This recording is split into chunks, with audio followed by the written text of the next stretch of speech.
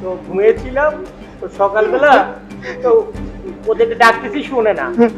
তারপর তারপর সকালবেলা উঠা দেখি যে এটা লাশ পড়ে মেয়েটার আত্মাটা এখানে ঘুরে ফিরে বেড়ায়, তোমরা মনে হয় উইটেই দেখো। তবে উইটা কারো ক্ষতি করে না বাবা, কারো ক্ষতি করে না। আমার বেটা ক্ষতি করে না বলছো?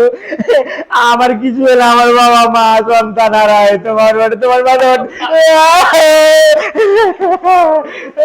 মামুর বেটা সত্যি বলছে কিনা আত্মা ঘুরে এখানে থাকা যাবে না দোস্ত। মা